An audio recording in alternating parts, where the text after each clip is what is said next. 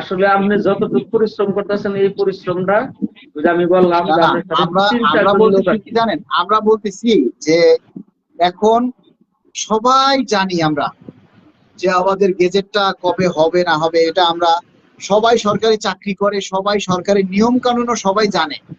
জি কিন্তু এই মুহূর্তে যদি লক্ষাধিক কর্মচারী এই দাবিটা জোরালো করে যে না আমরা এই আগস্ট মাসের মধ্যেই আমাদের গেজেট চাই, এই জি দাবিটা যদি সবাই মিলে জোরালো করে, লক্ষাধিক কর্মচারী যদি দাবিটা জোরালো করে, তাহলে অবশ্যই সরকার কিন্তু দ্রুত সময়ের মধ্যে গেজেট প্রকাশের জন্য সরকার উদ্বিগ হবে এবং চেষ্টা করবে। কিন্তু এই এই জি কাজটাই আমাদের হচ্ছে না। এই এই যে কাজটা আমরা হবে না তো। এত মানুষকে বুঝাই, এই এত কাজটা ভাবে হবে না। মানুষকে বুঝাই, নাকে না কানে, কানে না নাকে, কত কিছু ভাবেই তো মানুষকে বুঝাই, কেউ কেউ তো আসলে সোচ্চার হচ্ছে না, কেউ জি তো দায়িত্বশীল নয় রে ভাই।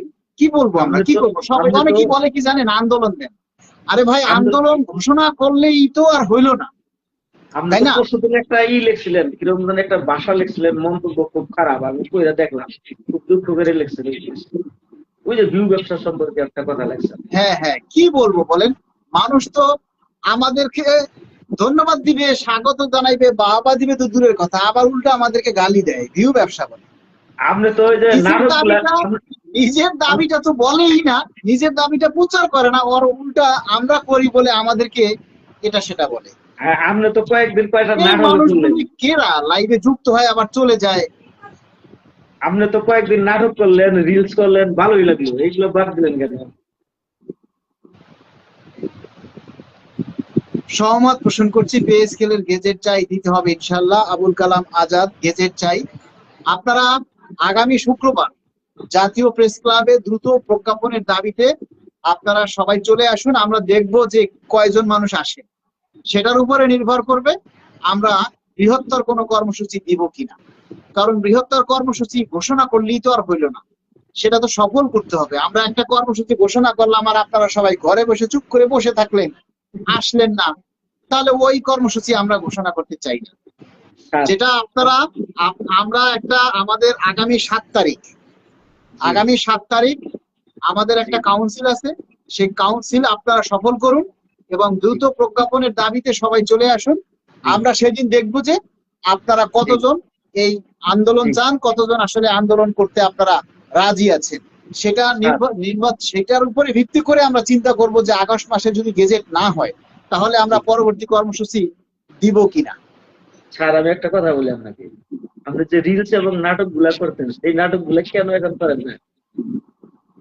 হ্যাঁ, ওই যে রিলস করতেন, আপনি একটা বাঁশি দিয়ে গান গাইছেন বা নাটক করতেন, সবজির দাম অর্ধেক দিতেন, যে আমি আবার পরবর্তীতে দিব, সেইগুলো তো এখন পারেন না।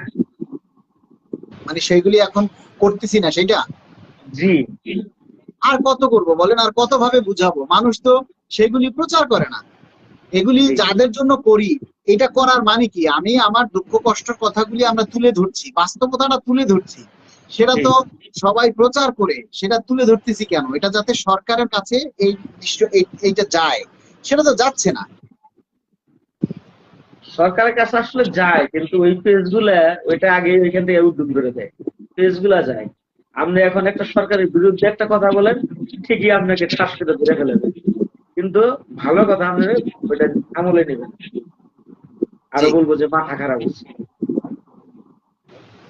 আপনি একটা খারাপ মন্তব্য করেন সরকারের বিরুদ্ধে, তাহলে আপনি বিপদে পড়বেন। কিন্তু আপনি যে ভালো ভালো কথা বলতেছেন, এইগুলা আমলে নিবেন।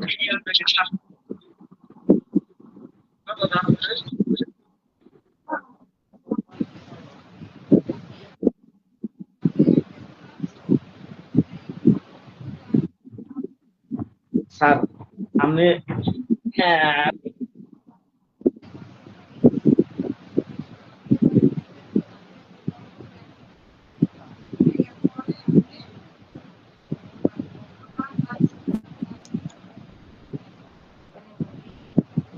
হ্যালো,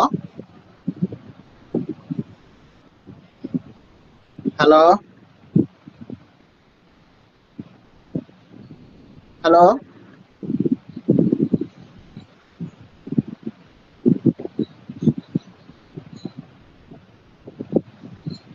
আচ্ছা, যাই হোক, আমি লাইভটা শেষ করব। আমার অনেকক্ষণ আমি আসলে এখন আগের মতো কথা বলতে পারি না। বেশি কথা বলতে গেলেই আমার মাথায় চাপ সৃষ্টি হয়। তাই আপনাদেরকে আমি শেষবারের মতো যে কথা, সেটা ফিনিশিং টাচ দিয়ে যাচ্ছি। বাংলাদেশ সরকারি কর্মকর্তা কর্মচারী কল্যাণ সমিতির কেন্দ্রীয় কাউন্সিল আগামী 7 আগস্ট রোজ শুক্রবার সকাল 9 ঘটিকায় জাতীয় প্রেস ক্লাবের 3য় তলায় আব্দুস সালাম হলে অনুষ্ঠিত হতে যাচ্ছে। সেই সাথে দ্রুত প্রজ্ঞাপন জারির দাবিতেও বজ্রকণ্ঠে আওয়াজ তোলা হবে।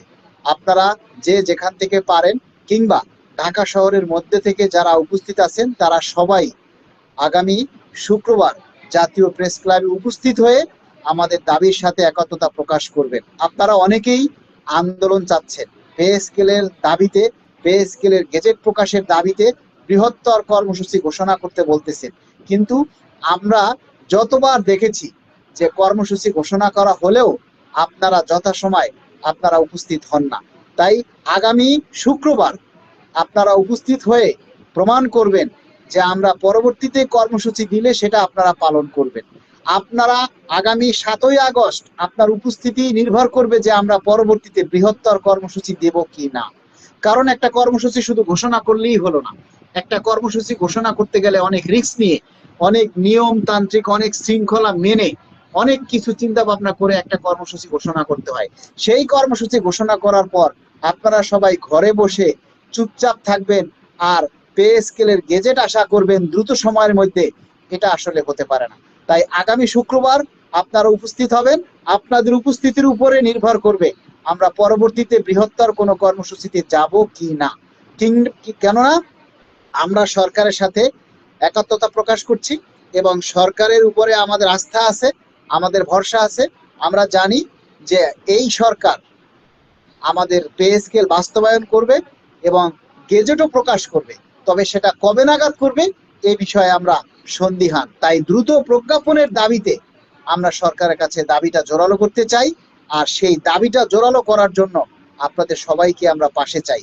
কেননা 22 লক্ষ কর্মচারী যেই সুবিধাটা ভোগ করবে, সেই সুবিধাটা যদি কমপক্ষে 1 লক্ষ মানুষ জোরালো না করে, তাহলে সেই দাবির বা সেই কথাগুলি সরকার থেকে কোনো গুরুত্ব আসবে না। যখন 1 লক্ষ কর্মচারী একেবারে স্বতঃস্ফূর্তভাবে সরকারের কাছে দাবি জানাবে যে না, আমরা কষ্টে আছি, দ্রুত আমরা প্রজ্ঞাপন চাই, তাহলে সরকার অবশ্যই আমাদের সেই সংখ্যাগরিষ্ঠতার গুরুত্ব দেবে বলে আমরা আশা করি এবং বিশ্বাস করি। মাননীয় প্রধানমন্ত্রীর কাছে আমাদের সর্বশেষ দাবি যে মাননীয় প্রধানমন্ত্রী মহোদয়, আপনার প্রতি আমরা চিরকৃতজ্ঞ যে আপনি ক্ষমতায় আসার অতি অল্প সময়ের মধ্যেই পে স্কেল বাস্তবায়নের জন্য আপনারা ঘোষণা দিয়েছেন। শুধু সেই ঘোষণার মধ্যে সীমাবদ্ধ না থেকে, যেহেতু পে স্কেলের গেজেট আজ হোক, কাল হোক, পরশু হোক, 2 মাস পরে হোক দিতেই হবে, তাহলে সেটা অতি দ্রুত দিয়ে কর্মচারীদেরকে স্বস্তি দিন এবং আমাদেরকে এই অভাব থেকে বাঁচতে দিন। কেননা দ্রব্যমূল্যের সাথে দৌড় দিয়ে, দ্রব্যমূল্যের সাথে প্রতিযোগিতা করে আমরা আসলে আর পারছি না, আমাদের সংসার চলছে না। 15 দিনের পরে আমাদের মধ্য থেকে কেউ যদি মারা যায়, তাহলে তাদের দাফন কাফনের টাকা থাকে না। তাই মাননীয় প্রধানমন্ত্রীর কাছে আমাদের বিনীত অনুরোধ, আমাদের প্রতি দয়া করুন, আমাদেরকে বাঁচতে দিন। ধন্যবাদ সবাইকে, সবাই ভালো থাকবেন। আসসালামু আলাইকুম।